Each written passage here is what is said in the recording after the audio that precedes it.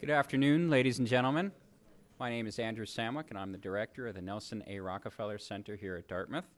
It's my pleasure to welcome you to our first public program of the winter term, America at a Crossroads, the Fiscal Challenges and a Way Forward, to be presented by the Honorable David M. Walker. As individuals, families, and as a society, we all have to make decisions that affect our well-being in future years. Sometimes we make decisions to reduce what we have available today in order to increase what we have tomorrow. We save and invest, whether in financial assets, businesses, infrastructure, or education. Sometimes we decide to increase what we spend today, even if that means having less available tomorrow. These decisions are very hard to make, and it was the economic study of these decisions, savings, pensions, and retirement in particular, that drew me to the profession some 20 years ago. As an economist, my own scholarship is focused on understanding what motivates and determines savings decisions, the implications of those motivations and determinants for the design of public policy, the consequences of actual public policies for saving and well-being, and of course the financial soundness of the large public programs like Social Security and Medicare that we've established as a society to help individuals and families manage these challenging decisions. These decisions are of more than just academic interest. They have real consequences for people alive today and for people who are yet to be born. And because these consequences may play out only gradually over time, it is often very difficult to understand their full implications as they are made. When these inherent challenges of making decisions about saving and consumption over time interact with the weaknesses that plague our current policymaking institutions, the results can be quite disastrous. As a nation, over the past 30 years, we have developed a penchant for spending far more through our federal government than we are willing to pay in taxes to our federal government.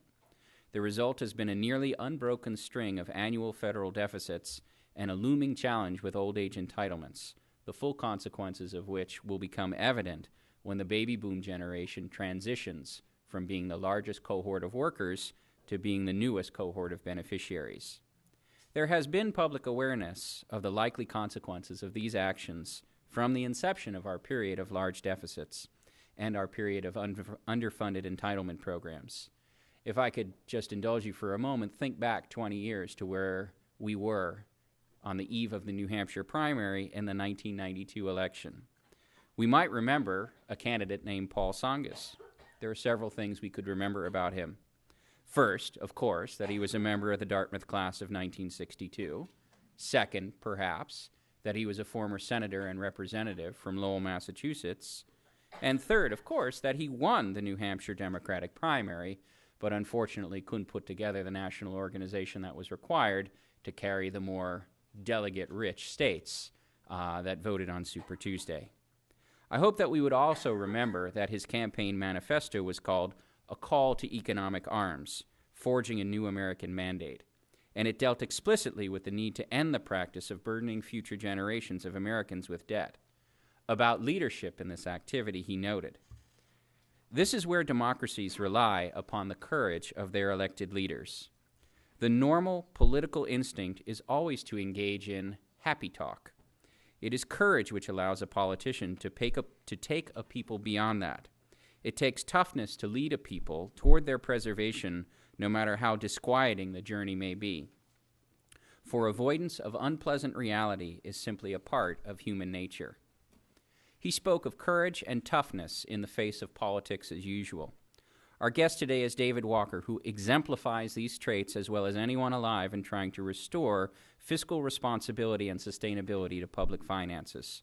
Mr. Walker is the founder, president, and CEO of the Comeback America initiative, where he works to ensure that our elected officials adhere to the principle that we should not mortgage our children and our grandchildren's well-being by accumulating debt and leaving entitlement programs unfunded. We need to find solutions, not just avoiding the unpleasant reality, but working to overcome it. Mr. Walker came to the Comeback Initiative by way of 15 years of service in the federal government, including a decade from 1998 to 2008 as the U.S. Comptroller General and the head of the U.S. Government Accountability Office. After the GAO, he served as the first president and CEO of the Peter G. Peterson Foundation. Prior to his latest service in government, he was a partner and global managing director of Human Capital Services for Arthur Andersen. He earlier served as a public trustee of the Social Security and Medicare Trust Funds and as Assistant Secretary of Labor for pensions and welfare benefit programs. A graduate of Jacksonville University and a CPA, he was awarded the American Institute of Certified Public Accountants Gold Medal Award of Distinction in 2008 for his work at the GAO and the Peterson Foundation. Ladies and gentlemen, please join me in welcoming David Walker.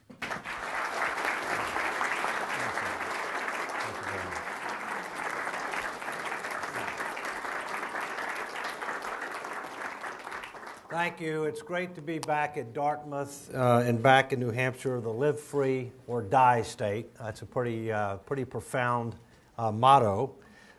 They've been trying to get me to come here for a while, and I told them I would be more than pleased to come back, not just because it's the alma mater of Nelson A. Rockefeller, but also Paul Tsongas and many other distinguished public servants. But I also told them that I'd be happy to come back on January 9th, 2012, but you do realize that there's a big game tonight. Now, how many of you are college football fans? Well, you need to understand that I was born in Alabama. And let me just say, let the best team win tonight, okay? May the best team win, whoever that team might be. But before we get to this evening, let me, if I can, take some of your time this afternoon. I've got some fairly compelling graphics to show you, following on Ross Perot's use of charts in 1992. Ross is a friend of mine. I'm actually going to be seeing him next week in Dallas. In 1992 happened 20 years ago. This is the 20th anniversary of Ross Perot running for president. Paul Tsongas ran as well. While he didn't get the Democratic nomination, Ross Perot ran as an independent. And I'm going to show you that there are a lot of parallels between 1992 and 2012. And I'm going to tell you the truth about where we've been, where we are, where we're headed, the tough choices that we face, and some of the things that we're going to have to do in order to restore fiscal sanity if we want to keep America great, and if we want our future to be better than our past, and if we want our children and grandchildren to have as much or more opportunities that we've had. America is at a crossroads, and the decisions that are made or that fail to be made in the next 3 to 5 years will largely determine whether our collective future will be better than our past. So with that, Iowa just had its caucuses, and we're here on the eve of the New Hampshire primary. Iowa and New Hampshire play a disproportionate role in the selection of our nation's president. And the fact is, if you look at Iowa, the top two concerns in Iowa were the federal budget deficit and unemployment. They are both economic issues. The unemployment issue is an economic issue of today. The federal deficit issue will determine whether and to what extent our economy is strong tomorrow. We must deal with economic issues today and tomorrow, because if you can't keep your economy strong, everything else will suffer over time. America's position in the world, America's standard of living at home, America's national security, and America's domestic tranquility. This is New Hampshire. New Hampshire is likewise very concerned about economic issues. A little bit more on unemployment than Iowa was, a little bit less on the federal deficit, but combined they're still by far the two most compelling issues. Now, interestingly, both Iowa and New Hampshire have below average unemployment for the United States. And I'm not too concerned with Dartmouth grads. I think they're probably going to be okay. But the fact is, I'm very concerned about young people today who don't have the skills and knowledge to be able to compete effectively in an increasingly competitive and interconnected global marketplace, especially when their future is being mortgaged at record rates, and at the same point in time, investments in their future are being cut. There are 4 myths about how we're going to solve our nation's financial problems. First, we can grow our way out. it would take double-digit real economic growth, that's after inflation, for decades to grow our way out of the problem I'm going to show you. It's never happened in the history of the United States. It's never going to happen. Yes, we need more growth, and it's important to have pro-growth policies, but simple math says it's not going to solve our problem. We can inflate our way out. Some people say, well, you know, let's just lessen the burden of debt. Let's have more inflation. That means we'll be paying back the debt with dollars of lesser value. Well, you and I both know that inflation is the cruelest tax of all, and it tends to have a disproportionately adverse effect on the less well-off. And by the way, that won't solve the problem either, because the problem is not today's debt. If you read the USA today, we now have debt exceeding 100% of the size of our economy, only for the second time in history. The problem is not today's debt. It's the off-balance sheet obligations, which are about $50 trillion, which you'll see over 3 times today's debt, that don't represent deficits in debt today, but they will tomorrow, absent a change in course. We can't tax our way out. We would have to double federal taxes as a percentage of the economy by 2030. America's not going to do that. It would be disastrous for economic growth. It would uncut our economic posture, our competitive posture, and the American people will not allow themselves to be taxed at that level. They're going to pay higher taxes, but they're not going to allow themselves to be taxed at that level. And we can cut our way out. A lot of people say, just cut it. Well, the problem is government has grown too big, promised too much, waited too long to restructure. Both political parties are responsible. You'll see that. Because of where we are today, we would have to decimate the social safety net and potentially do harms to national security just to cut our way out. So the answer is we're going to have to do a lot of things, and we better get started soon because the debt clock is ticking and time is not working in our favor. We are a temporary safe haven from the uncertainties in Europe, but once they get their act together, and they will, once they get their act together, the eye will turn to us. And we better have done something to put our own finances together so that we can avoid a debt crisis here. Ross Perot ran 20 years ago on 4 economic issues. Now let's put NAFTA to the side. He also ran against NAFTA. I wasn't with him on that, the North American Free Trade Agreement. But let's focus on the other 4 issues. Fiscal irresponsibility by government, political dysfunctionality in government, lack of trust in government, and absence of public confidence in the future. Those 4 issues. Let's look at some data. In 1992, we had a deficit of 4.7% of the economy. This last year, we had a deficit of 8.7% of the economy. In 1992, we had a total debt at the end of the fiscal year, September 30, of 64%. At September 30, 2011, we had 98%. I think that's demonstrably much worse off. But the story within the story is look how we improved from 1992 until to the period 1998 to 2001. We improved for a number of reasons. So while Ross Perot didn't get a single electoral vote, he did get 19% of the vote, and he made sure that President Clinton made fiscal responsibility a top priority. And so we made great progress for a number of reasons, but we've more than lost our way since then, in part because the fiscal controls that were in place from the early 1990s, supported by Bush 41 and Clinton, expired in 2002, and things have been totally out of control ever since, under both Bush 43 and President Obama. This is not a partisan issue. If you look at congressional approval, 78% disapproval in 1992, now it's 86%. But we made great progress from 92 to 2000. The 78% disapproval went down to 34%, but we've lost our way. And what about confidence in the future? 68% were concerned about the future, now it's 86%. But we made progress on that as well, but unfortunately, we've lost our way. The truth is, America was founded on certain timeless principles and values. I'm just going to focus on a few that deal with fiscal responsibility, which is what I'm talking about. The country was founded on limited but effective government. on individual liberty and opportunity, on personal responsibility and accountability, on rule of law and equal justice under the law, and on fiscal responsibility and intergenerational equity, which includes, among other things, not just leaving the country better off when you leave than when you came, but better positioned for the future, such that each generation had an opportunity to have a better quality of life than we did.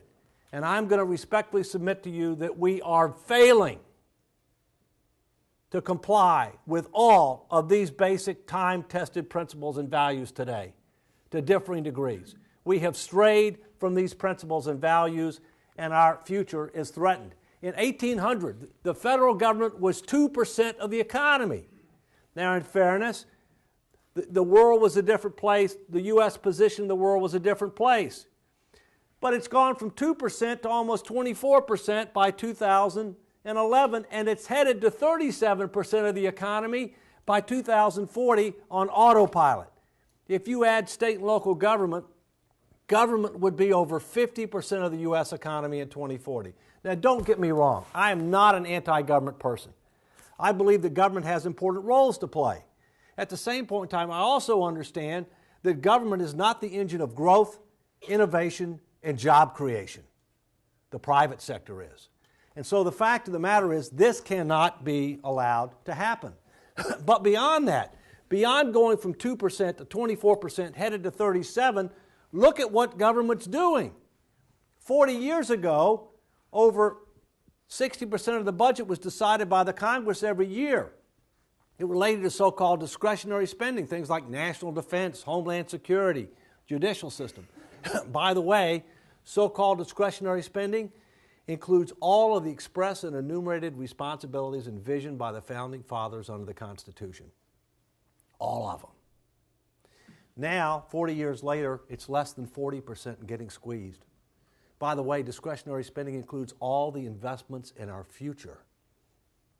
So we're spending more and more on consumption, more and more on things that aren't expressly in the Constitution, less and less on investment, less and less on things that are in the Constitution. That's a problem. I don't know if there's any water around, but I'd appreciate it. Federal spending, adjusted for inflation. If it's blue, the Democrats control the Congress. If it's red, the Republicans, I mean both houses. If it's split, it means it was split. This tells you which party controlled the White House. Here's the bottom line. Spending's a bipartisan problem. Spending has been out of control for a long time, especially in the last 11 years, which is probably the most irresponsible in the history of the United States. Now here's revenues. Same legend, adjusted for inflation. If you study this, when you get a little bit more time, you'll find out a couple things. One, revenues have gone up, but not nearly as fast as spending. And secondly, not all tax cuts stimulate the economy, and very few tax cuts pay for themselves. By that I mean you actually generate more revenues after the tax cut than if you hadn't have done it. There's really only two kinds that have demonstrably done that over time consistently: dramatic reductions in top marginal tax rates and dramatic reductions in tariffs. Well, how low can you go? Especially if you have free trade zones. You can't go much lower than that. From George Washington to William Jefferson Clinton, from number 1 to number 42, we accumulated $5.6 trillion in debt, 58% of our economy. Under George Walker Bush, 43, and Barack Obama, as of September 3rd, 2011, it had gone from $5.6 trillion to $14.8, or 99% of our economy. It's now about 102, and adding debt at record rates. This is debt as a percentage of the economy. Understand, not all debt is bad. Some debt is investment oriented, and a reasonable level of debt is okay. So the real key is how much debt do you have as compared to your economic capacity? That's debt as a percentage of the economy. We've only had debt over 100% of GDP, thank you, 2 times in the history of the United States. World War II, where we were betting the ranch to save our future and the free world's future, and today. We got something for World War II. We can debate what we're getting for today's debt, because only for the second time in history are we over 100% of GDP, and we're adding debt at record rates. And debt per person, adjusted for inflation, is over double what it was at the end of World War II. And here's the problem. It's not what's on the balance sheet, it's what's off. Social Security is underfunded $9.2 trillion. Medicare is underfunded based upon reasonable assumptions $37 trillion. And we have a whole range of unfunded military and civilian pensions and retiree health obligations of $5.8 trillion. So when you really look at what's on the balance sheet, what's off the balance sheet, and these are all federal government published numbers. They just don't provide them in a clear, concise, and compelling way because they really don't want you to know. You know the last time that the government issued its annual financial statements? Friday morning, December 23rd, the eve of Christmas Eve, when everybody was either out of town or headed out of town, without a press conference, just put it on the internet and put it out there.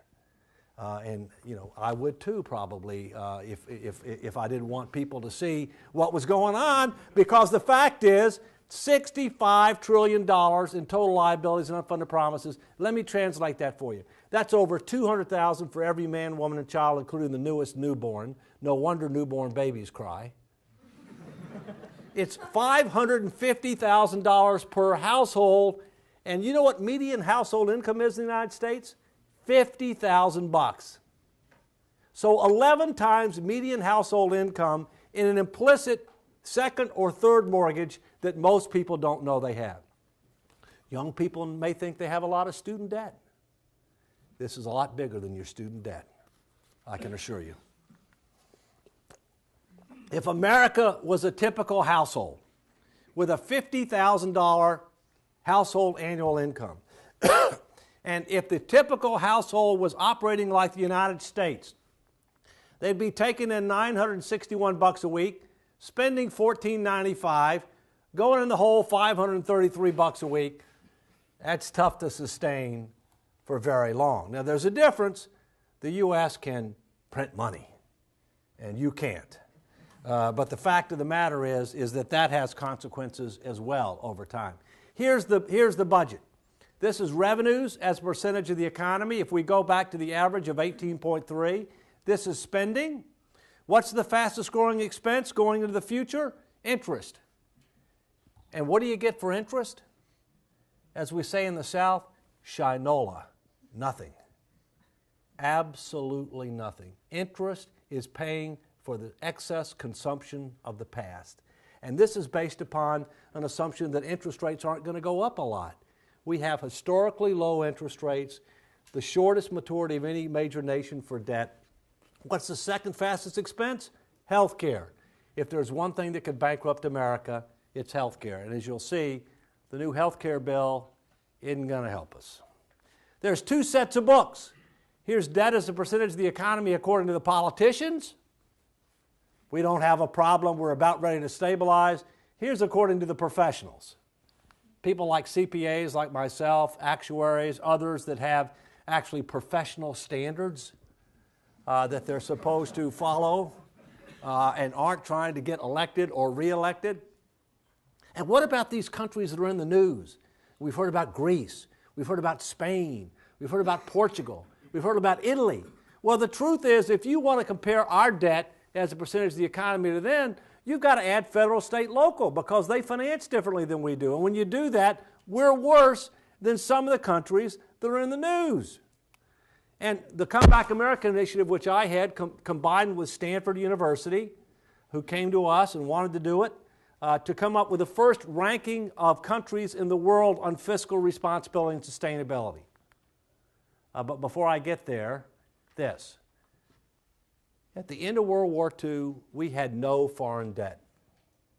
Americans saved and invested in our future. They bought war bonds. We owed the money to ourselves. In 1970, only 5% of our debt was held by foreign lenders. Now it's almost 50%. That is not in our long-term economic, foreign policy, or national security interest. It's not like Japan that has a lot higher debt levels than us. They owe it to themselves.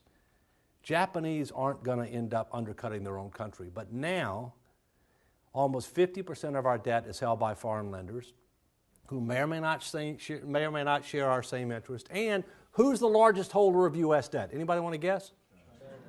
Good guess. The Federal Reserve. We are self-dealing in our own debt.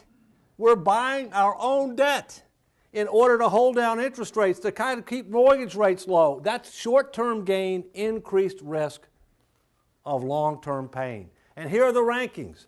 Number 1 in the world, Australia, the Aussies. Number 34 in the world, and we only did 34 major industrialized nations. Greece, you can probably figure out why. Been drinking too much ouzo, spending too much money, not paying their taxes. All right? Embarrassingly, the United States, number 28, down dramatically in the last 11 years. We're not in a good neighborhood. We need to move on up. Italy's ahead of us, and Italy's in the news now. Now, we are a temporary safe haven. Why? Because we're the largest economy on earth. We're the temporary sole superpower. Because we issue debt in our own currency. And because we can print money. And in addition to that, the U.S. has a Constitution. The 14th Amendment to the Constitution says there's 2 things that we'll never default on. 2 things: bondholders and military pensions. Everything else is up for grabs, but those are the only 2 things that are guaranteed under the U.S. Constitution. But there's significant interest rate risk and currency risk, and that's why people don't buy our 30-year bonds. That's why they buy all kinds of stuff for short term, because you get preservation of principal and you don't have a lot of interest rate risk and a lot of currency risk, which is real. Now, how about health care? We spend double per person of other major industrialized nations, and we get below average results. Double per person and below average societal results. Does anybody know what the second system is that we spend double per person and we get below average results? K through 12 education.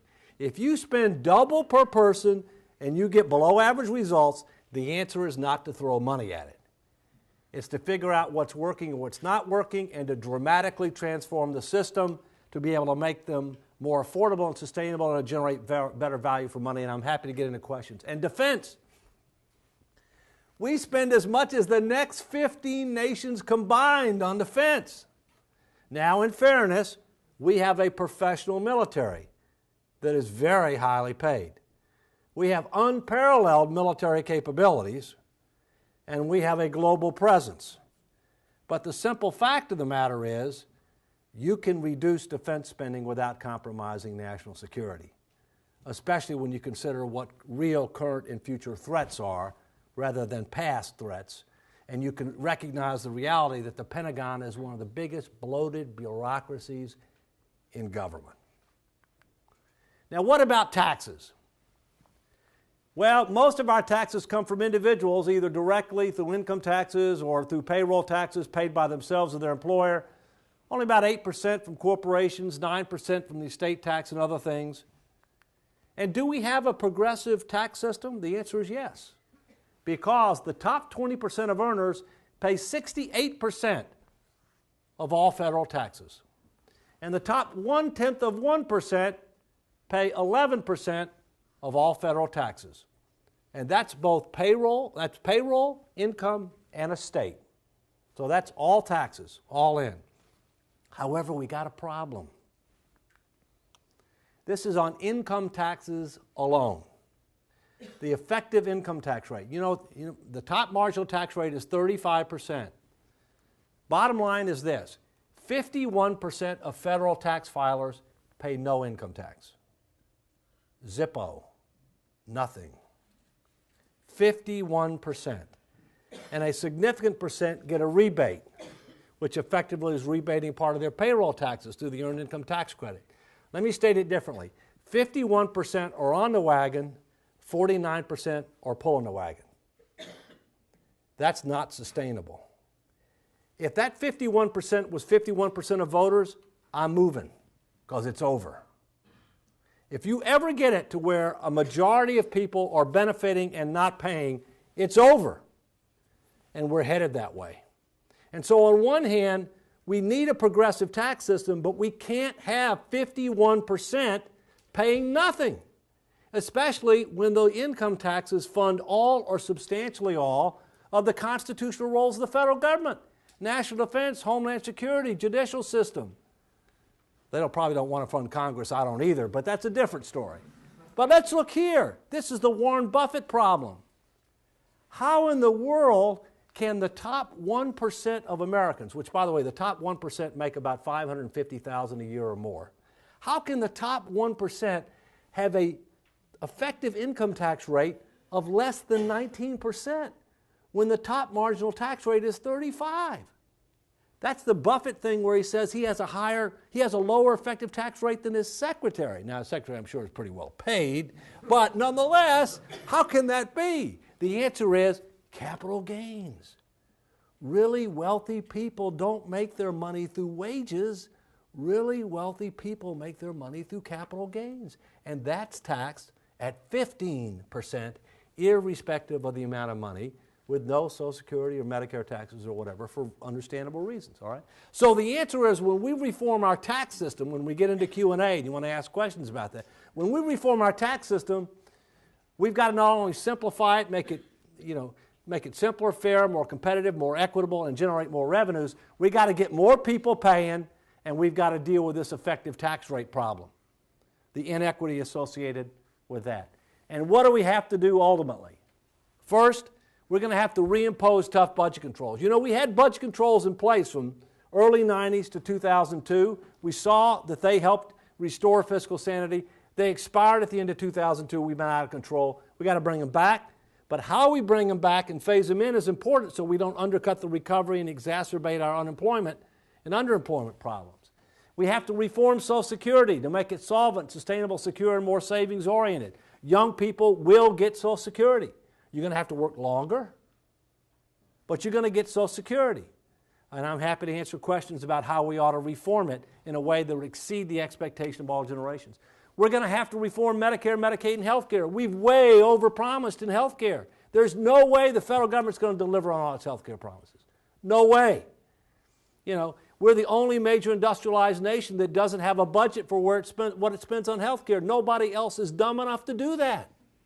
Even Sweden, that has socialized medicine cradle to grave, and I'm not advocating that. And by the way, they're number 3 in the world in fiscal responsibility and sustainability because they don't write blank checks for health care like we do. We write blank checks for health care. And we're also going to have to change our payment systems, our delivery systems, modify our malpractice structure, a variety of things. Defense and other spending. We're going to have to reduce defense and other spending without compromising national security. It's easily doable if we go about it the right way. We're going to have to engage in comprehensive tax reform. And yes, we're going to need more money. My view is our problem is about 3-part the spending problem, 1 part revenue. 3-part spending, 1 part revenue. I think that's a reasoned and reasonable way to deal with it. But the longer we wait, the higher taxes will go. Why? Because there's 2 kinds of taxes, current taxes and deferred taxes. And deficits and debt represent deferred taxes that young people and their children and future generations will pay absent a change in course. It's just reality, it's just math. That's the new 4-letter word, math. All right? So yes, we need fiscal reforms, but we also need constitutional reforms to deal with our nation's finances as well as our broken political system. Because our political system today is dominated by the far right and the far left and professional politicians who are more concerned with keeping their job than doing their job. And so we're going to have reforms in order to revitalize our democracy. Now, when you're looking at fiscal reforms, here's the test that has to be met. 6 tests. And if you don't meet all of these, it won't work. First, do they make economic sense? Stated differently, are they pro-growth? Secondly, are they socially equitable? We need a solvent, sustainable, and secure social safety net in this country for people in need, and we ought to have some level of universal health care. Preventative, wellness, catastrophic, we ought to have that. That's in our broad-based societal interest. Are they culturally acceptable? The American people will not allow government to get the size of many European nations, and they won't allow themselves to be taxed at double what our current level of taxation is. It ain't going to happen. Does it pass a math test? If you're trying to balance the budget, if you're trying to stabilize debt as a percentage of the economy, which is what I think the goal ought to be, do the numbers work based on reasonable assumptions? Are they politically feasible? Can you get a majority of the House, 60 votes in the Senate, and a presidential signature? And do you get significant bipartisan support? If you pass a bill on a straight party line vote like the Affordable Care Act, it will be repealed in whole or in part over time. You cannot, in today's political environment, pass something that big on a straight party line vote and expect it to be sustained. My personal view is that the Supreme Court is likely to rule parts of it unconstitutional, which puts us back. But even if they don't, it will be repealed in whole or in part. By the way, on the Affordable Care Act, the chief actuary of Medicare says it will cost $12 trillion more than the politicians told us. $12 trillion more. As a certified public accountant, I can tell you that's real money, that's material. These kinds of questions, those of you that have a business background or taking business courses, are Management 101 or 201 questions that the federal government has never asked and had answered since 1789. Believe it or not, the government's been in existence since 1789. There's no plan. There's no strategic, forward-looking, trend-based, threat, risk, opportunity-oriented, outcome-focused, resource-constrained plan. There's no plan. So what does government do when it wants to do something? Well, let's create another program. Let's create another department. Let's spend some more money. Let's give another tax preference. Let's give another tax cut. Let's issue another regulation.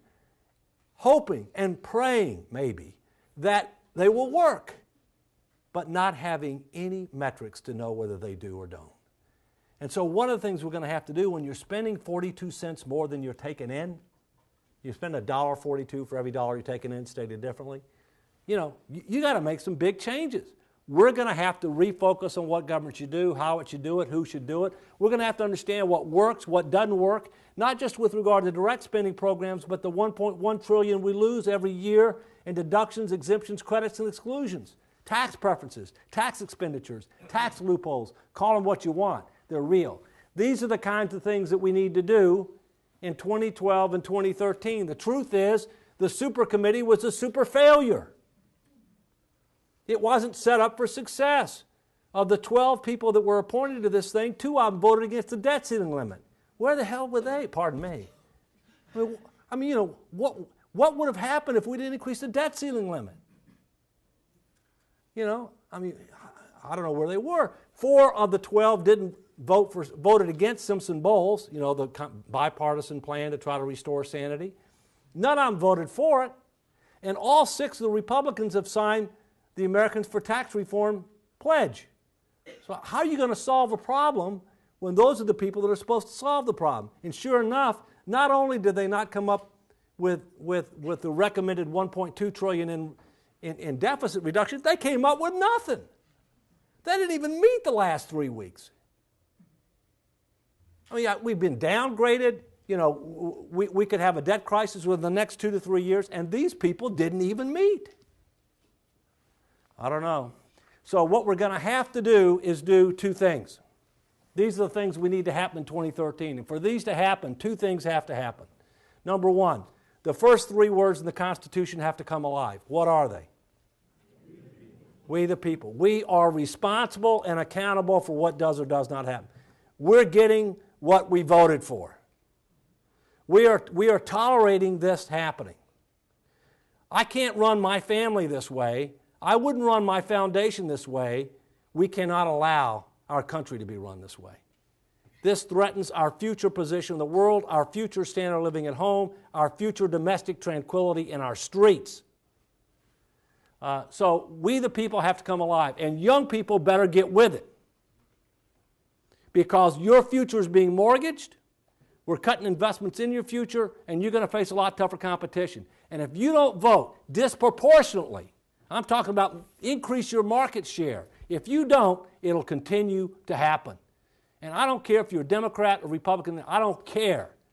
What I want to do is just to solve problems rather than continuing to kick the can down the road. Now, the second thing that has to happen is whoever the President of the United States is, whether Barack Obama gets reelected, whether Mitt Romney or somebody else gets elected as a Republican, or whether or not somebody else gets elected through the Americans Elect ticket, which is going to be determined by June, which is a whole new thing. It's going to shake up politics this year. No matter who gets elected, they have to make this issue a top priority, because only the President of the United States has the bully pulpit. Only the President of the United States has the ability to go directly to the American people with the facts, the truth, and the tough choices. Congress is a committee. You can't run a country by committee. The committee is dysfunctional. The leaders of Congress can't even control their own party, much less the unit as a whole. So the President has to lead. But the people, we the people, have to put pressure so that politicians understand that doing nothing is not acceptable, and that we must start making some short-term principle-based compromises today to create a better future. Because we will make these tough choices. We'll either make them prudently, preemptively, and avoid a debt crisis, or like Washington typically does, they'll wait until the stuff hits the fan, and then we'll have to make dramatic and draconian changes like Greece and other countries have had to do. It doesn't have to be that way. If Sweden, if Australia, if New Zealand, if Canada, who faced debt crises in the 90s, rose to the challenge, made tough choices, and now they're at the top of the list, if they can do it, we can do it. There are proposals out there, Simpson-Bowles, Domenici-Rivlin, the Come Back America Initiative on our website, tcaii.org. Check it out. There are proposals out there that will avoid a debt crisis, meet all 6 of those criteria, but to make them happen, the people have to demand it, and the President has to lead. Because the biggest deficit we have today, and this is not a partisan or a personal statement, the biggest deficit we have today is a leadership deficit. Too many people living for today, not enough helping to help prepare for a better tomorrow. Check out these sites when you get a chance.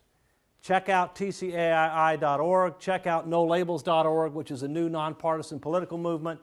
One last challenge to you at the very top. Take 5 to 10 minutes of your time. 5 to 10 minutes of your time within the next few days. Go to fiscaliq.net. There is an online quiz. Takes 5 to 10 minutes, true-false questions to help understand whether you know the basic facts and some of the kinds of things are going to have to be done to solve our problem. Over 30,000 people have taken it in the last 3 weeks. We've done not $1 of advertising. All 50 states, over 80 countries. The lowest average score are minors, people under 18. The second lowest average score is elected officials. I know it's funny, but it's sad too. You know, think about it. You know, some people argue that elected officials act like minors. That's a matter of opinion. But it's a fact that they score comparable to minors. And we don't deserve that. We deserve better than that.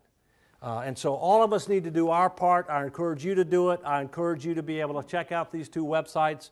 I'm going to give you one more that's not up here. AmericansElect.org. Check it out. They're going to have the first online nomination process to have a unity ticket, president and vice president. They can't be from the same party, on the ballot, all 50 states in 2012.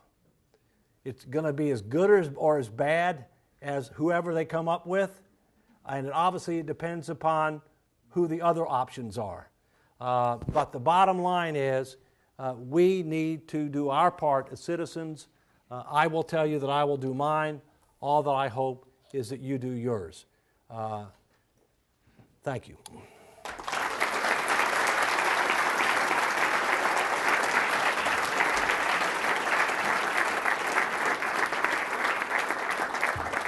Okay, questions. I'm happy to go on what kind of tax changes we need to make, what kind of Social Security changes, what kind of health care changes, what are some of the things we need to think about in defense, what are some of the constitutional reforms, political reforms, whatever you want. But let's do that in Q&A rather than me speaking that much longer. Whoever's got the microphone has the power, so please wait for the microphone. Yeah, well, start with the tax structure. Yes, How sir. would you change the now existent income tax rate structure as All a right. beginning? First, if I was designing the tax system from scratch, I would go to a progressive consumption tax. In other words, get rid of the income tax, the payroll tax, the estate tax, and go to a progressive consumption tax. But politically, that's a bridge too far, all right? I actually prefer consumption taxes, but I also don't want to introduce a new consumption tax unless you've got tough budget controls in place, unless you've done some of the spending reductions or whatever, because the last thing you want to do is provide a new revenue source to government unless it's got constraints on what it's going to spend, unless it's demonstrated that it's going to start putting its finances in order, all right? So, that being said, I would eliminate a lot of deductions, exemptions, credits, and exclusions. And I'm going to give you an example of 3 that I think are worth keeping and why on the individual side. First, charitable contributions. Full deduction for charitable contributions. Why? Because government's grown too big, promised too much, waited too long to restructure. It's going to do less.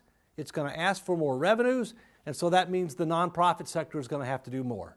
And I want to encourage people to give to the nonprofit sector, and I don't want to limit contributions to genuine charities, social charities, all right? First. Secondly, pensions and savings.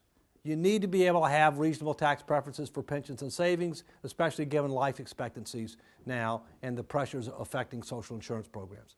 And thirdly, home mortgage. We can debate whether or not the government ought to be in the business of encouraging home ownership, but the fact is right now we have a situation where you can get a tax subsidy for 2 homes. I think 1 home is a need, 2 homes is a want. Why 2 homes?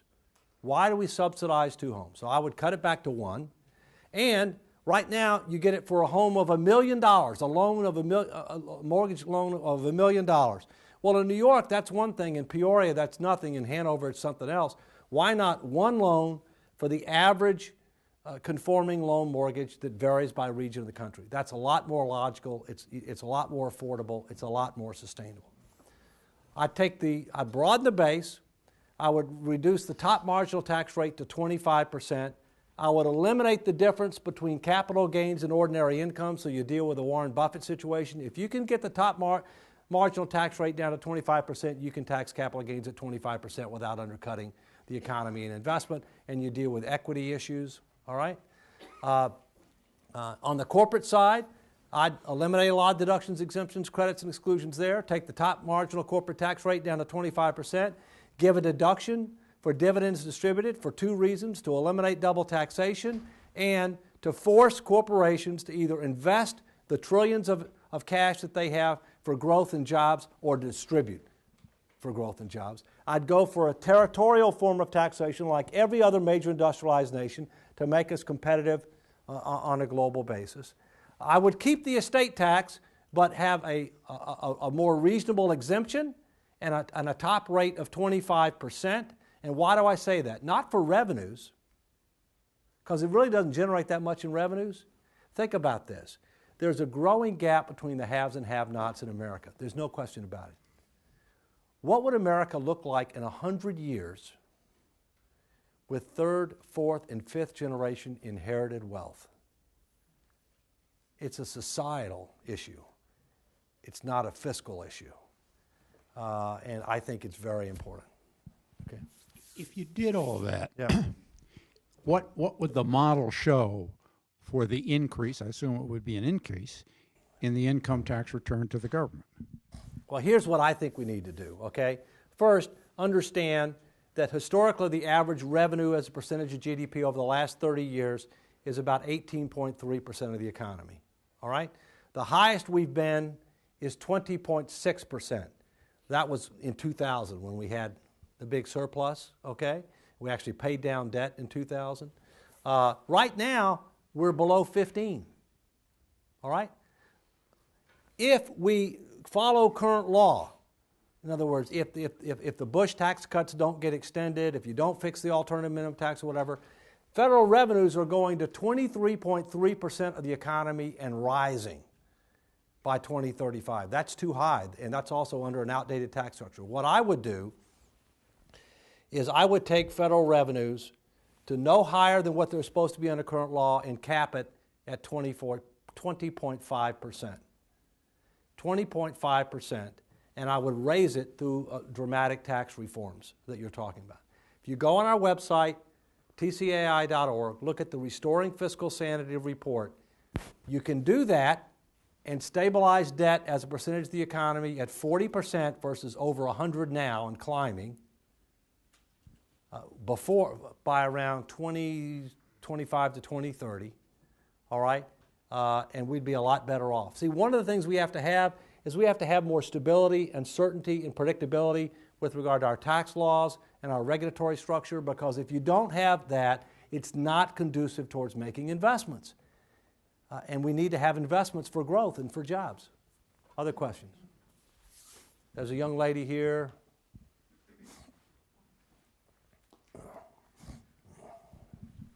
Hi. You mentioned that there are several ways to address bringing down healthcare costs. Out of curiosity, how do you feel about tort reform? Well, first, we desperately need tort reform, but let's understand what are the costs associated with this issue. There are two issues, one of which is jury awards, all right? Jury awards are real, but they're not the real cost of malpractice. The real cost of malpractice is defensive medicine. The fact that physicians end up doing a lot of things in order to minimize the possibility of suit, those things cost money. And under our current payment system, the more you do, the more you get paid. And since most of the cost is paid for by an intermediary, people don't realize that, okay? And so therefore, I believe that we ought to go to bench trials, meaning judges to decide malpractice cases, not jury trials. But I also believe that we ought to go to evidence-based medicine for determining what works and what doesn't work, all right? Not determined by the government, determined by physicians, which evolve over time. We ought to pay on that basis rather than how much you do, which may or may not help anything and just cost a lot of money. And that if you practice in accordance with the evidence-based medical standards, it's a safe harbor against litigation. So you deal with not only the jury award issue, you deal with the bigger issue, which is the malpractice defensive medicine, and you change the incentives. Here the problem in the systems that we have, like healthcare and education and executive compensation, where we're paying a lot more and not getting the value, is because we don't meet three basic tests. For any system to be successful and sustainable, you got to meet three tests. You have to have properly designed and integrated incentives to encourage people to do the right thing. You have to have adequate transparency to provide reasonable assurance they will do the right thing because a variety of parties are looking. And you have to have an appropriate accountability if they don't do the right thing. For health care, for K through 12 education, and for executive comp, just as an example, we're a strikeout, 0 for 3. So you got to go to those fundamentals. I wrote a book, Come Back America. You can get it in paperback. I don't make a dime on it. It all goes to the foundation. There's a chapter on health care. There's a chapter on taxes. There's a chapter on Social Security. There's a chapter on defense. Get the paperback version if you're going to get it. Get it on Amazon. It's cheap. That's the most up-to-date, the lightest, and the cheapest version. So that's what I recommend. Yes? Who's got the, all right. I understand the problem. Okay. But since the people who created the problem, i.e. Congress, are the ones that we need to fix the problem, how can we be optimistic that anything will happen? Because basically since we're predominated by career politicians right now, that means that they will respond to what the public wants, all right? Because if they think that they are not acting consistent with what the public wants, they might lose their job. All right? And so therefore, that's why I say the first thing you have to start with is we, the people, have to do our job. Okay? We have to tell them, this is unacceptable. This is unsustainable. You know, you will lose your job if you don't start solving these problems. Okay? And as I said, we also have to make sure that the president, whoever the president is, makes this a top priority, uses the bully pulpit, and leads. And that the political leaders of both parties in the House and the Senate work in a constructive basis for principle-based compromise that can help accelerate making some tough choices today in order to help create a better tomorrow. That's what we got to do. It's just like in the private sector. I was in the private sector 20 years, government 15, nonprofit 4. I've made transformational change happen in every sector of the economy. To do it, you have to start at the bottom and start at the top and work to the middle. It's the same everywhere. That's what you got to do. All right, questions? Who's got their... All right, here, okay.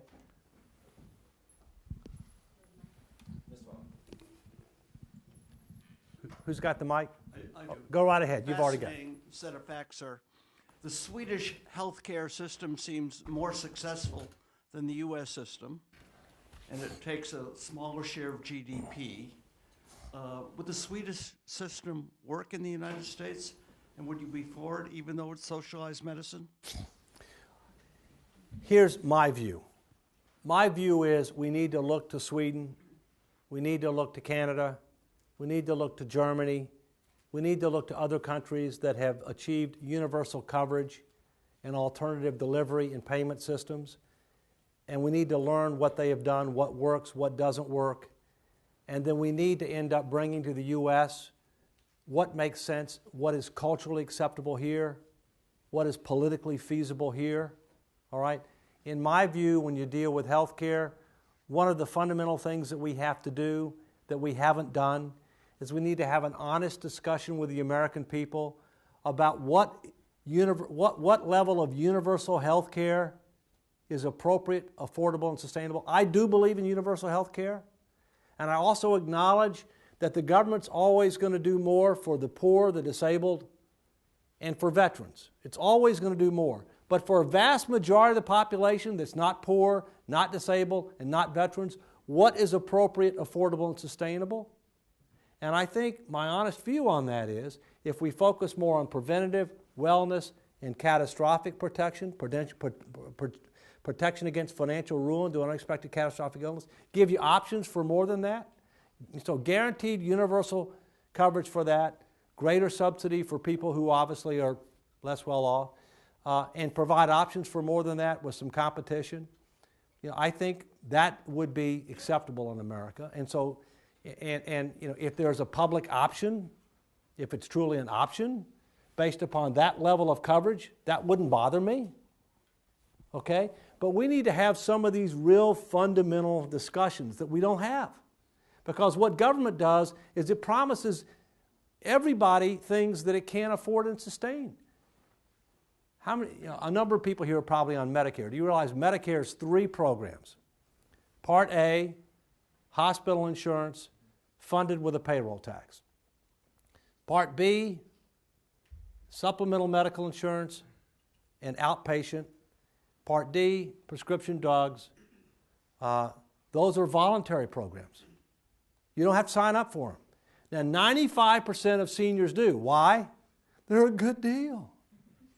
The premium is subsidized 75% by the taxpayers. Let me translate that. 75% by your kids and grandkids, irrespective of what your income is. Irrespective of what your income is. Now, I'm fine with subsidizing people that are near poor, 75%, who aren't eligible for Medicaid. They're near poor, not eligible for Medicaid.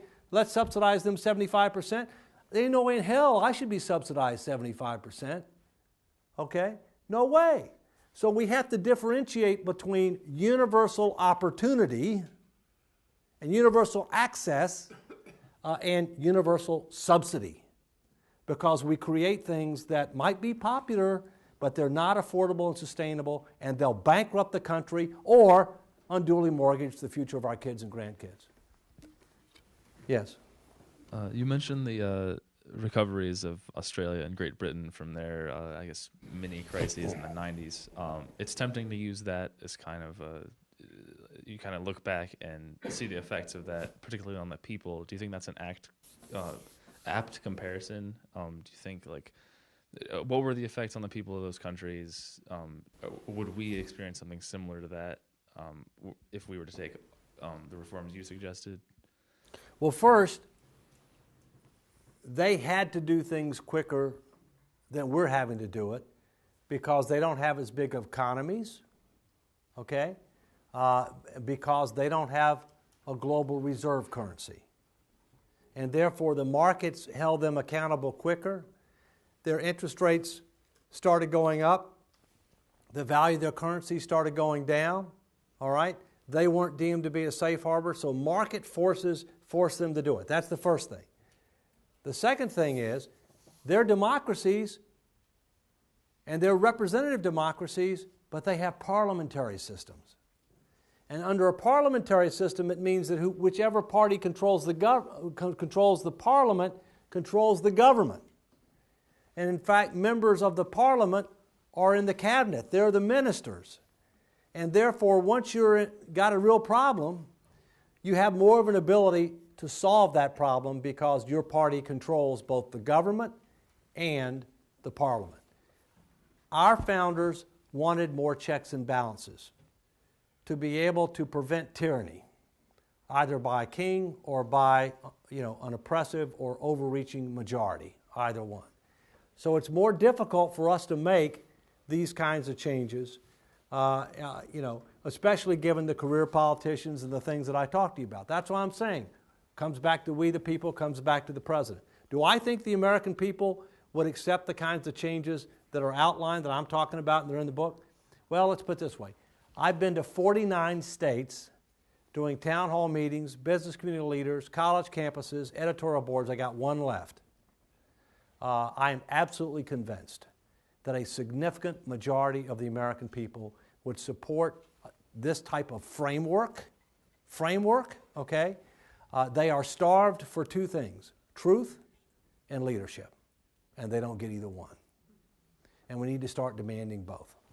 So yeah, I think, and if they can do it, we can do it, okay? And we will do it. Let's just do it before we have to do it. All right, who's got, all right. Why don't y'all move around, try to anticipate in advance of who's next. Okay, go ahead. On that note, can you speak a little bit to the dollar's reserve currency status? How much do you think that's contributed? There's absolutely no question the fact that we have the largest reserve currency in the world, about 62% of global reserve currency, the fact that we issue debt in our own currency, the fact that there's uncertainty in Europe, including with regard to the euro, has given us more time. All right? Not unlimited time, more time. All right? And so I think that, once Europe decides how it's going to deal with its current challenge, and my personal view is they ought to differentiate between the Eurozone, it ought to be smaller. The common market ought to be as big as possible. The Eurozone ought to be somewhat smaller so it's more sustainable. And you've got to have an integrated fiscal policy to make it work. Once they do that, that means some countries may end up having to leave the Eurozone. Once they do that, then the eyes will turn on us. And once the eyes turn on us, in my view, we need to make sure we've done something and we're doing something. And I think if we end up making some progress in 2013, which I think is really possible, the first step in what will end up being a generational challenge, the first meaningful step, I think we can avoid a debt crisis. So I do think the fact that we have a reserve currency, we issue debt in our own currency, and that there are instabilities in other parts of the world, especially Europe, that's why we have the time now, but let's understand that's temporary. Yes?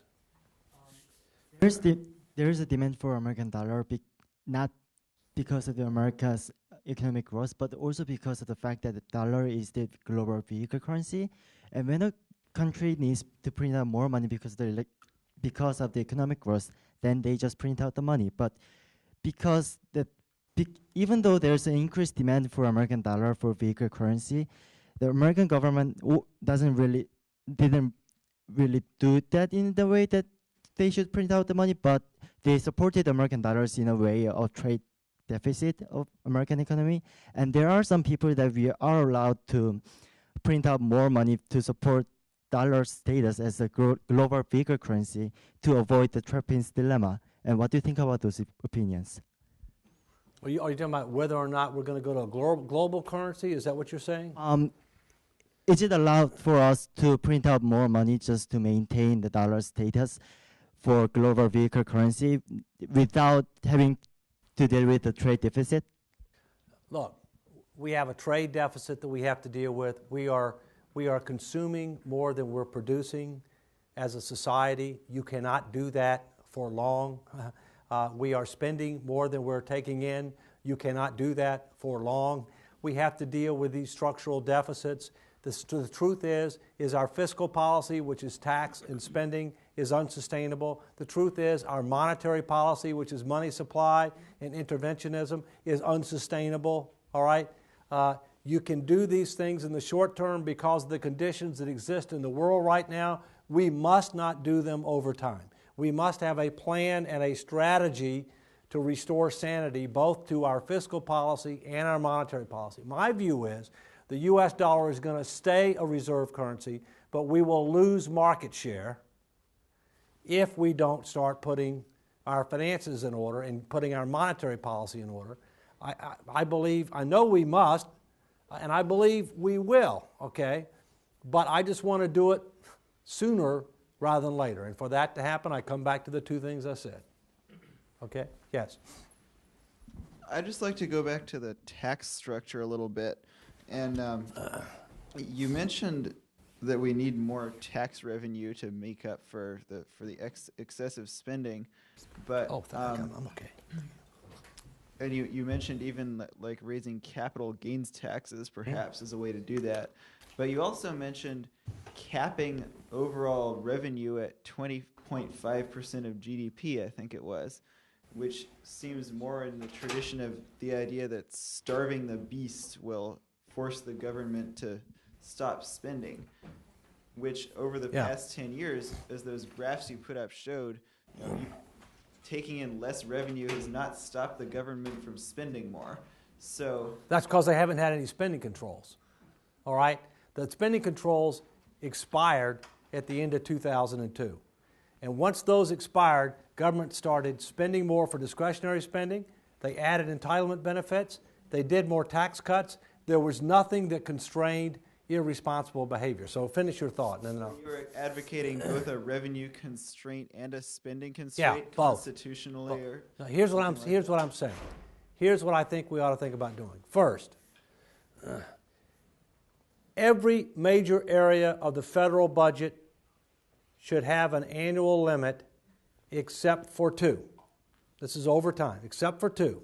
Number one, interest, because you can. You got to pay what you got to pay. You got to pay what the market says. You might have a target, but you can't have an annual limit, all right? Secondly, Social Security. Why? Because you can reform it and you know how much you're going to spend. It's a defined dollar benefit. You know demographics. You don't need it. But for everything else, we should have an annual limit on how much we're going to spend, including health care. Secondly, we need a line item veto, all right? We need some type of constraints with regard to deficit spending. My view is it's better to have a goal of where we want debt as a percentage of the economy to be, to have a goal with regard to spending and tax policy to get us there and to keep us there. I also believe that we need a constitutional, I'm okay with a balanced budget amendment provided it's defined and implemented the right way. I'm okay with a line item veto, but there's something else that I think that's even more important. We need a credit card limit. We don't have a credit card limit. There ought to be a limit as to how much debt as a percentage of the economy that our country's future can be mortgaged. There are countries that have this, okay? So you got to focus on the spending first, all right?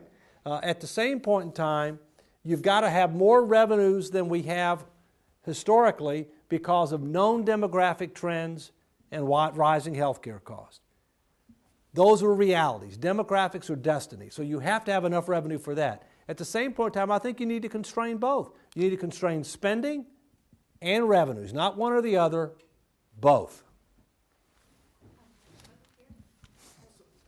Excuse me, sir. So I wanted to ask you about the constitutional amendments. You talked about that a little bit, but I was wondering, you were talking about career politicians and about deadlock. I was wondering if something like term limits in Congress would do the trick and allow these career politicians Let's talk about what takes legal changes and what takes constitutional. On the political side, in my view, we need to do several things. First, we need rules changes in Congress to make it more effective, all right? And you can go to nolabels.org, look at the Make Congress Work agenda. There are 12 proposed rule changes. Doesn't take any changes in law, doesn't take any changes in the Constitution. Congress can do it itself, dealing with things like the budget and filibuster and a variety of things like that. So that's the first thing. The second thing we need to do is, what are things that need to be done that don't take a constitutional amendment? California, to its credit. Anybody here from California? California, to its credit, did two things in 2010 that every state should do. First, took redistricting out of the hands of the politicians, created a more independent process to try to create more competitive districts that will have more competition and not entrench incumbents. All right? So maximize the number of competitive districts consistent with the Voting Rights Act rather than what the politicians want to do, minimize the number of competitive districts, entrench incumbents consistent with the Voting Rights. Second thing they did, no Democratic primaries, no Republican primaries, one integrated and open primary. You can be a Democrat, you can be a Republican, you can be an independent. The top two vote getters go to the general election. By the way, for president too. For president too. They didn't do it for that. They can't do it for that. That takes federal. But it should be done for president too. And now, that doesn't take a constitutional amendment, but there's some things that will. Campaign finance. In light of the Supreme Court decision, hey, look, corporations and unions may be persons for persons of contract law. They shouldn't be persons for persons of contributions. They can't vote. Okay? But that takes a constitutional amendment. And then we ought to have term limits. We ought to have 12 to 18-year term limits, okay? Look, I mean, the states tend to go too short. They tend to be too short. They're counterproductive. I'm okay with 18. I'm okay with 18. I just don't want people to be career politicians in the same job. It's not conducive towards tough transformational changes. It's not conducive towards making tough choices. It's not consistent with what the founders intended, okay? So that's what I think. Yes, sir. Thank you very much. You mentioned earlier that there will be, or likely to be, a third-party movement next year. My question is... This year. This year. And it's not a third party, so I'll explain it. Well, whatever it is. My question is, are you running for national public office? I'm running for fiscal sanity, okay? No, the answer is there's two things you need to know. One is no labels. That is a political movement. It's for Democrats, Republicans, and independents who believe the country has serious problems, that we've got too much partisanship, too much ideology. They want to end up promoting progress over partisanship, results over rhetoric, build principle-based compromise, dilute the impact of the wings, build the center, all right? I'm one of the 15 national founders of that. Second, Americans elect. It is a political process, not a political party. No Labels is not a political party. It is being created, and they're asking me to be on the advisory board. I've got to decide within the next couple of weeks whether I'm going to do it. They're going to create ballot access for a to-be-determined president and vice presidential ticket that will be determined through an online primary process that will ultimately result in a unity ticket. The president and vice presidential candidates cannot be the same political party. That if this ticket gets 15% of the public opinion support, they will be guaranteed to be on the presidential and vice presidential debates. And if they get at least 5% of the actual vote, they'll get presidential campaign financing. Boy, let me tell you what, that'd shake things up. That would shake things up pretty big, okay? Now, it's yet to be determined how this is going to work and who the ticket will be. I am not a candidate, and it would make my wife very nervous. No, that's what I know, okay? I just decided not to run for the Senate about 3 months ago, and one of the primary reasons being is the Senate is dysfunctional. All right? From where? Connecticut, which is where I live. I live in Connecticut, okay? Thank you. Yeah. You know, I know, and I wish I'd known that before. The problem is I could have been there from 8 to 8:30, but you know where I'm going to be 8:30 to 9, right?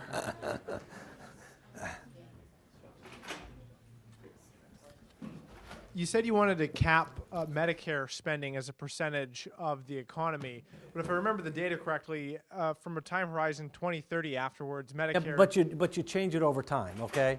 What I'm saying is I want a cap, but you cap based on demographics and a variety of other things. So it's not a cap today that lasts forever. You adjust the cap based upon demographics and other factors. Is that where sure. you go? Even that being said, Yeah. how would you actually go about capping the amount of money that's spent? Would you do it through having a panel decide which procedures Medicare would There's cover? different ways you could do it. That's one way you could do it is premium support. One way you could do it is that. Another way you could do it is how the Germans do, which is you allocate money per capita to providers in that region, and you say that's what you get to serve the population. There's different ways you can do it, but you've got to do it. Those are the three primary ways. There could be other ways, and that's something we ought to discuss, and that's something we ought to talk to the people about. What's more socially acceptable? But what we can't do is write blank checks. We can't do that.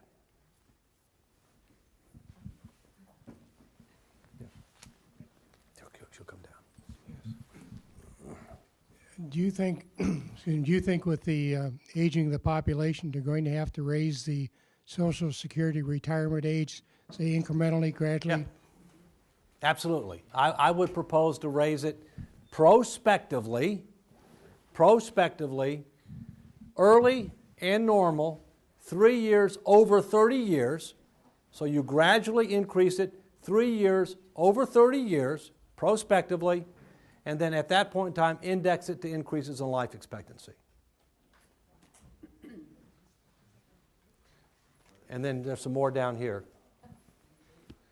So it ain't going to affect you if you're already retired or if you're close to retirement. Hi. So you mentioned the problem that nearly half of Americans don't pay any income tax. How would you go about fixing that? Well, first, I think we have to decide at what function of the poverty level. Is it the poverty level? Is it 110% of the poverty level, 125? At some function do we say, that you shouldn't have to pay income tax, all right? But right now it's way too high, okay? We have too many people that are not paying any income tax to get us to the point where 51% of tax filers don't pay it. So it means that we're going to have a discussion about at what level should you not have to pay income tax. Now, frankly, I would like for everybody to pay a little something. A little something. Just because they're a citizen in this country. I mean, just think about what Australia does on voting. Believe it or not, Australia has mandatory voting. But if you don't vote, you have to pay a fine of like $100 or something like that. Well, almost everybody votes. Nobody wants to pay $100. All right. So maybe what you do is, for people that are around the poverty level, just have something really modest like that. Okay. But then once you hit to that level, if it's poverty, 110%, you got to start paying more. And the more you make, obviously, the more you ought to have to pay. But you can't have 51% of tax filers pay nothing when that's what the founders said the government's supposed to do. That's what they're funding. All right. You mentioned earlier how states have financial problems as well, and I'm from California, so I know about that. And then, there's two things in California. You talked about how California had an independent redistricting commission, and one thing about California is that I think ProPublica did the research on that, where they tracked how money flowed from the state Democratic Party to the independent redistricting district, and then showed that the map protected every single Democratic incumbent, but also endangered maybe 4 or 5 Republicans. So that didn't really quite work. And then we also have like, I believe the second.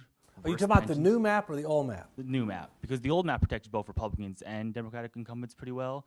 But the new map, the old map the new map only protects Democratic incumbents. They kind of want it. Yeah, I have not seen what the impact is. That's important to see the impact, okay? Well, they put like 4 or 5 Republicans in pretty much Democrat-only districts, and they protected all the Democrats because I'll have to take a look and see what the impact. How about the and integrated and open and the primary? state employee pension system is also one of the worst in the country and in the world. No, I understand that. I was wondering, like, you talked about a lot of federal agencies how to fix those, and I do have hope for how we can fix how the federal government works. But when I look at California, I don't really have any. All right, well, let's talk about that for a second. Understand that I was talking about the federal government. Most state and local governments have their own problems. All right, California is number 40 out of 50 in total liabilities and unfunded promises per taxpayer. You know who number 50 is? Connecticut, where I live. All right, total liabilities and unfunded promises per taxpayer. The biggest problem, same thing as the federal government. What's not on the balance sheet, not what is. Well, huge unfunded pension, underfunded pension, unfunded retiree health obligations, and those are going to have to get restructured.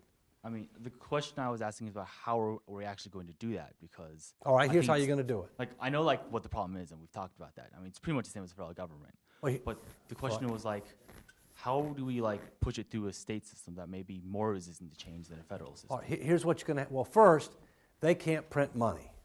So the markets are going to hold them accountable before the federal government, okay? Secondly, what you have to do is you have to make transparent to we the people, the voting people of California, the taxpayers of California, what the real situation is. You have to help them understand, well, how are these pension plans designed? How are these retiree health plan designs? These are the huge unfunded obligations. I believe that government workers ought to have reasonable and competitive pension and retiree health plans. Underline reasonable and competitive pension and retiree health plans. So what do? You end up comparing those plans to major private sector employers and nonprofit employers in the state, and you see whether or not those plans are reasonable and competitive. And I can give you what the answer is. They're very lucrative. They're very lucrative. And so what does that mean? That means you're going to have to restructure them. But when you restructure them, there's 3 categories of people involved, and you have to treat them differently. For new workers, you have a whole new system that's more competitive with what the real world is. For current workers, all right, you eliminate the abuses. Things like where you can draw multiple pensions from the same employer, things where you can count sick time and overtime and calculating your pension. I mean, there's a lot of abuses that exist, okay? So you terminate the abuses, all right? For people that are in payment status, you don't cut any benefit, but you might say, okay, people shouldn't earn more than a certain percentage of what the people that are doing the job now are, that they retired from. Believe it or not, you have retirees making more money than people doing the work. Seriously, it happens because of the way they work. So you say, okay, we're not going to cut anybody's, but we're not going to continue to increase it if you're making more than a certain percentage of what the person who's got the job or the equivalent job to what you had when you left. So you break it down, new versus existing versus retired, and on the miracle of compounding, that's a lot of money. That's a lot of money, okay? That sounds like, excuse me, a great idea, but do you think the media would help you sell that? I'm talking about the... Depends on which media you're talking about. Sure. Let's talk about just the national media. Would they help? That's a good idea. But do you think they'd help sell that, or would they cast doubt on what you just said? You know, what role does the media play in solving this mess? There's absolutely... And how do we get... Well, first, we have a fragmented media, just like we have a polarized political system, okay? Think about it. We've got a proliferation of media. We have too many fact-free zones. Now, what I mean by that is you got a lot of people with opinions, but you don't have that many people that understand the facts to the extent that they want to have a debate, they'll get somebody on the left and somebody from the right. They start arguing. They may not know what the hell they're talking about. They're arguing more talking points in politics. There's little or no education. You don't end up having, people that are running these programs that can ask a follow-up question and hold people accountable, if you will. All right. People tend to self-select where they get their news from. If you're conservative, you get it from one place. If you're liberal, you get it from another one. If you're young, you get it one place. If you're more seasoned, you get it another. And so one of the things that we're going to have to do is, we're going to have to do some things differently. We need a major education engagement campaign, in my view, that leverages online, social media, on air, in print, over the air, over the airwaves, that focuses on the facts, the truth, the tough choices, supplemented with citizen engagement efforts that include representative groups of citizens from major cities that are selected because they're representative, okay, not adverse selection, representative, and we can make some progress. We can make some progress, okay? But understand the power of transparency. The reason that a lot of these things are the way they are is because the powers that be don't want you to know. Because if you knew, you'd be upset. Okay? You'd be upset, all right? And so the answer is we have to work together to make it known, but we also have to deal with it in a constructive way. Like let's take Scott Walker, no relation to me, the governor of Wisconsin. He's very controversial. He was right to say that they needed to reform those, but the way he went about it and as far as he went was more than he really needed to do, okay? And so it's not just what you do, but how you do it that matters. By the way, on Wisconsin, guess what? You know why Wisconsin's a big battleground on these issues? 2 reasons. Wisconsin was the first state in the union to allow public employees to organize. It's now the first state in the union to say you can't. All right? Secondly, Wisconsin has the second best funded pension and retiree health plans in the country.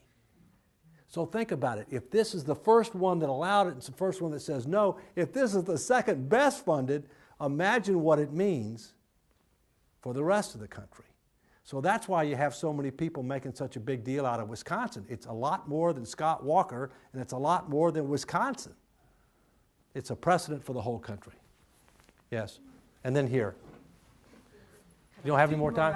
We're out of time. Have to cut its pension promises to its retired employees by 20%, and is that going to happen in other states? I'm sorry, say that again, I'm sorry. Rhode Island just cut its promised pensions to its employees 20%. For people that are in pay status, for people that are working, or what did they do? I believe okay. Well, my view is what I said, okay? We need to treat retirees differently than current workers, differently than new workers, all right? Do we need to reduce projected payments in pensions? Absolutely, positively. But what you do and how you do it matters, okay? The answer is government has overpromised, underdelivered, waited too long to restructure. It's better to get ahead of this thing than behind it. By the way, bad news flows downhill. So when the federal government's finances have to get restructured, state and local government's going to feel it. They have their own problems. They rely upon state too much, the federal government too much.